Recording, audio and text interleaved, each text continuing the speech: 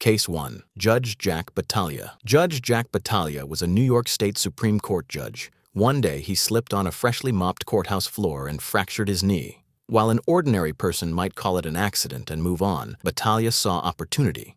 He sued the city for $1 million and then went even further by suing the janitor whose job was to clean the floor. A judge earning around $136,000 a year sought compensation from a minimum wage worker simply for doing her job. Battaglia classified a wet floor as a dangerous, hazardous, trap-like condition, fully aware that other judges couldn't simply dismiss his claim as nonsense. Ironically, this same man could sentence others to jail, and if karma were real, he might one day experience life from the janitor's side, learning too late that life's highest court offers no appeals. Before we move on to the next case, don't forget to subscribe. We bring you powerful, mind-blowing stories like this every time. Case 2. Judge Roy Pearson. Judge Roy Pearson filed one of the most infamous lawsuits in American history after claiming a dry cleaner lost his pants that were part of a $1,000 suit. Despite the cleaners finding them later and offering $12,000 in compensation, Pearson demanded $67 million in damages, later reducing it to $54 million after 2 years of relentless litigation. Legal fees nearly destroyed the immigrant family's business until the local community stepped in to help.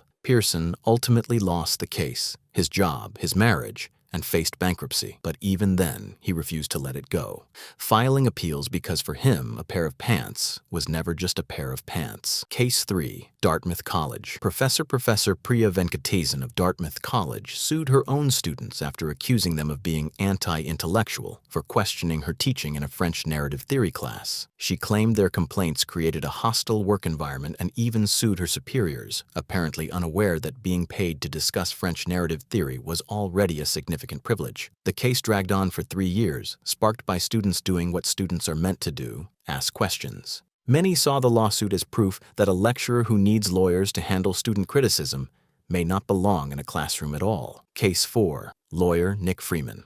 Nick Freeman, famously known as Mr. Loophole, legally trademarked his nickname while building a career on exploiting flaws in the legal system. He has cleared drivers caught speeding over 100 miles per hour using outdated laws from the Model T era, and refuses to meet clients before trial to avoid learning incriminating details. Among his clients was a soccer player involved in a fatal crash, though this was one case Freeman couldn't derail. His philosophy is summed up in his own words: "Morally, I can't justify it, but ethically I can," a statement that perfectly captures the unsettling line between legality and justice. Case 5. David Beckham, Jersey. Case in Honolulu. A signed David Beckham jersey given to 2 children, ages 9 and 10, sparked a legal battle that escalated from a playground dispute to a courtroom case. What should have ended with a torn jersey and a lesson about sharing instead led parents to hire lawyers to determine which child grabbed the jersey first. The court held 6 hearings to resolve the matter, proving that when adults replace common sense with litigation, even childhood arguments can become legal spectacles. Case 6.